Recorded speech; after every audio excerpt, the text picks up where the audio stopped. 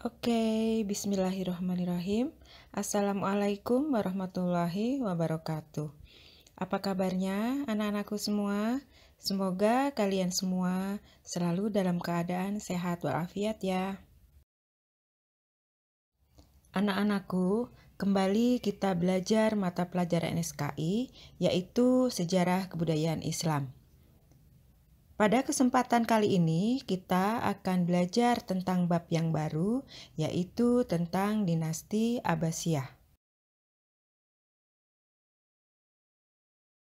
Akan tetapi, sebelum dinasti Abbasiyah kita bahas, kita akan mencari tahu dahulu apa tujuan kita mempelajari sejarah Islam, ataupun manfaat yang kita pelajari dari kita mempelajari sejarah kebudayaan Islam.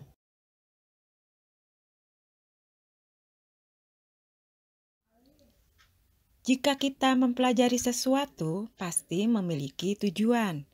Dan tujuan kita untuk mempelajari sejarah kebudayaan Islam itu adalah pertama, untuk membangun kesadaran kita tentang pentingnya mempelajari sejarah kebudayaan Islam. Yang kedua, untuk melatih daya kritis. Yang ketiga, untuk menumbuhkan apresiasi terhadap peninggalan sejarah Islam sebagai bukti peradaban umat Islam di masa lampau atau masa yang lalu. Yang keempat, yaitu untuk mengembangkan kemampuan dalam mengambil ibrah ataupun hikmah dari peristiwa-peristiwa sejarah Islam yang terjadi di masa lampau.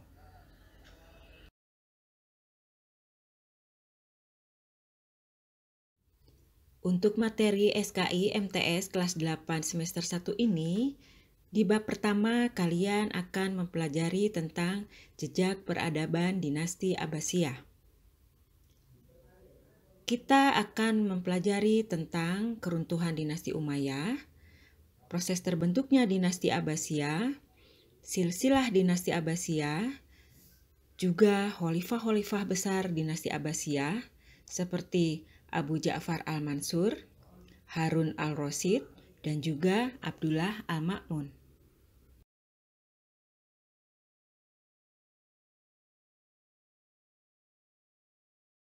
Sebelumnya, mari kita ingat kembali para khalifah dinasti Umayyah yang pernah memerintah pada waktu itu. Ada 14 orang khalifah dinasti Umayyah yang pernah memerintah. Yang pertama, yaitu Muawiyah bin Abi Sufyan. Yang kedua, Yazid bin Muawiyah. Yang ketiga, Muawiyah bin Yazid. Yang keempat, Marwan bin Hakam. Yang kelima, Abdul Malik bin Marwan. Yang keenam, Walid bin Abdul Malik. Yang ketujuh, Sulaiman bin Abdul Malik. Yang kedelapan, Umar bin Abdul Aziz. Yang kesembilan, Yazid bin Abdul Malik. Yang kesepuluh, Hisam bin Abdul Malik.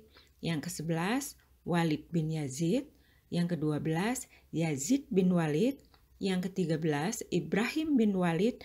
Dan yang khalifah terakhir bernama Marwan bin Muhammad sebagai khalifah yang ke-14. Sebelum dinasti Abbasiyah kita bahas, kita akan mencari tahu terlebih dahulu tentang keruntuhan dinasti Umayyah yang telah kita pelajari di kelas 7. Untuk faktor-faktor penyebab keruntuhan dinasti Umayyah ada 4 poin penting, yaitu yang pertama, karena figur pewaris khalifah yang lemah.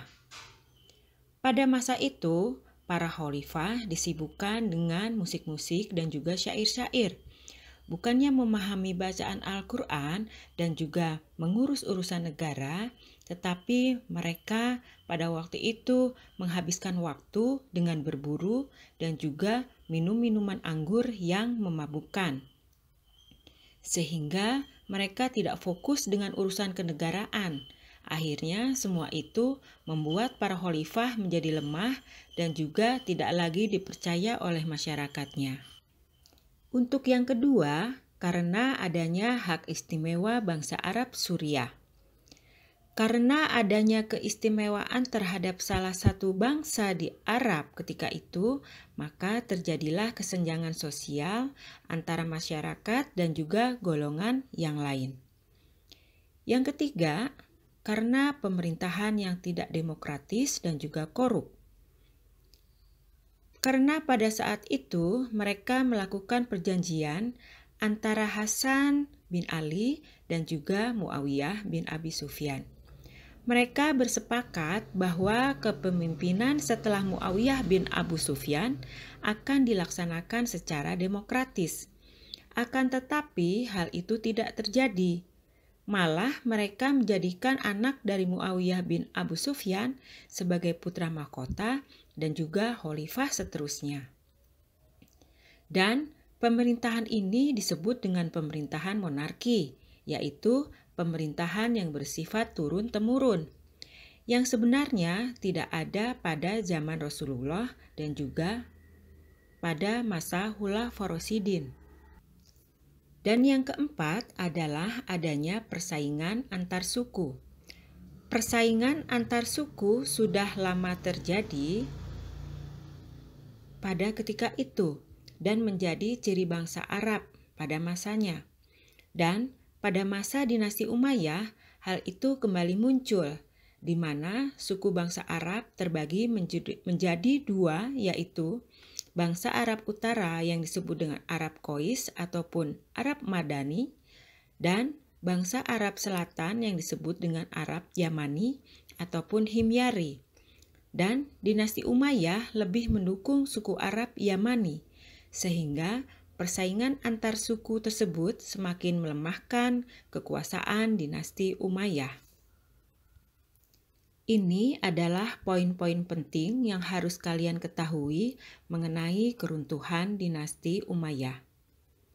Setelah ini akan ada beberapa pertanyaan yang harus kalian jawab untuk memperdalam kembali pengetahuan kalian tentang dinasti Umayyah yang pernah kalian pelajari di kelas 7.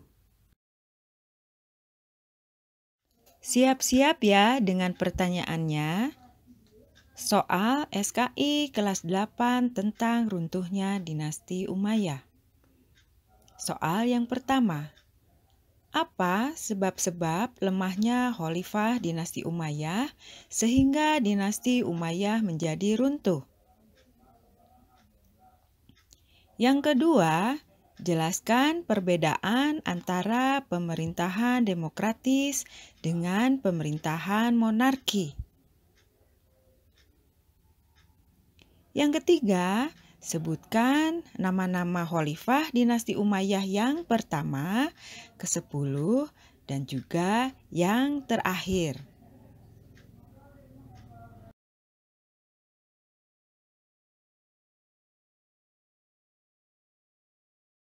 Sampai jumpa di pembelajaran SKI selanjutnya.